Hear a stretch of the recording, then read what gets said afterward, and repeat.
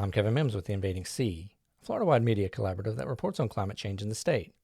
As part of that effort, we started The Business of Climate Change, a weekly interview of businessmen and women whose companies are either affected by the warming climate or address climate challenges. Today's conversation is with Katherine Hammack, Director of Special Projects for the GBCI, Green Building Certification Incorporated, and former Assistant Secretary of the Army, Installations, Energy, and Environment. Katherine, thanks for talking with us today. Glad to be here. So, Katherine, for people who may not know, what is green building and why is it important? Green building really started, I would say, in the 1990s when we worked on what is the definition of a green building. It's more than just a recycling can in your waste area. Green buildings take into account how you use energy, how you use water, the materials in the building, where the project's located, renewable energy. There's a whole lot involved in a green building that really looks to the environment and ensures the building can fit into the environment in harmony with the environment. So, Katherine, what special projects are you working on currently? There's two programs that I'm working on. The first is called RELI, which is resilience certification for new construction. How you can build a building to be more resilient in the face of the challenges that we see coming. And certainly surging seas or rising sea levels is one of those challenges that many areas are already seeing. The second program I'm working on is called PEER, P-E-E-R, and PEER works on microgrids, resilience and reliability in microgrids, which are new strategies for distributed energy solutions, where if the main grid goes down, you're still able to operate. Or the grid that services your building is more resilient and reliable so that it won't go down. But we are seeing hospitals, transit systems, airports, and many other buildings really evaluating whether they want to produce their own power for periods of time.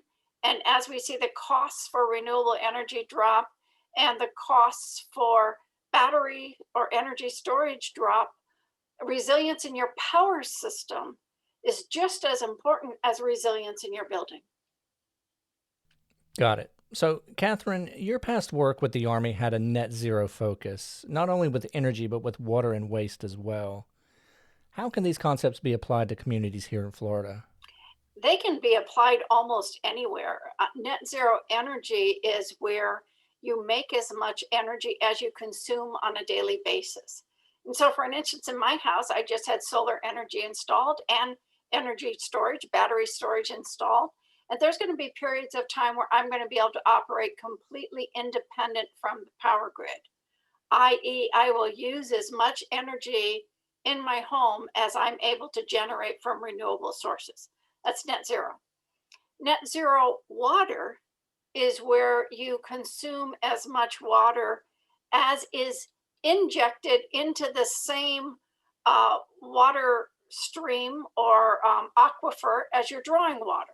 So where are you getting water from, and where is it going when you're finished with it? And too often we're seeing potable water, desalinated water that maybe needs some more filtering or some treatment before it could be reused as potable water. We're seeing it put into the ocean where it becomes salinated, and it's much more difficult, much more energy intensive to recover.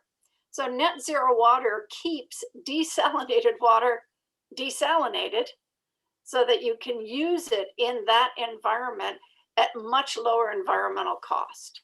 And net zero waste is reducing or eliminating the amount of waste that goes to landfill. Because I think of landfills as future archaeological digs. Someone's going to go into it, centuries from now, and look at the kind of waste we had, what we threw away, and what could be recycled. And I've even seen some companies start up that are mining landfills for metals or rare earth materials or other materials and reusing them. So net zero waste is looking at materials as you buy them and reducing your amount of waste stream. So In doing it personally, I've gotten down to one trash can a month. And I think you can do that. And so we all need to think of what our contributions are to the environment. Is our power generating adverse air quality? Is our water consumption 10 times or 100 times greater than the world average? And we're putting our water back into the salinated seas. And are we dedicating land to landfills for our waste products instead of putting them to a healthy use for agriculture? So, Catherine, do you believe a carbon tax is needed? Carbon tax is an interesting strategy in order to motivate industries to become more sensitive to the emissions characteristics. And so part of a carbon tax also has a thought that the amount of dollars taxed goes back to the communities and goes back to the individuals. And we're seeing it tested somewhere. So I think there's a lot of viability in a carbon tax. Catherine, what can state legislatures like ours do to help local governments and residents with regard to sustainability and resilience? Well, I would start with energy. I always look at energy first and ensure that you have net metering so that if individuals produce more energy from their local solar systems, they can put it back to the power grid to help others. I think we also need to take a look at water. I think water is undervalued, and we need to look at the whole water cycle. In many cases, it's allowing rainwater capture so that can be used in a gray water system. So you'd flush your toilets with rainwater instead of treating water to drinking quality standards and then using that drinking water to flush your toilets.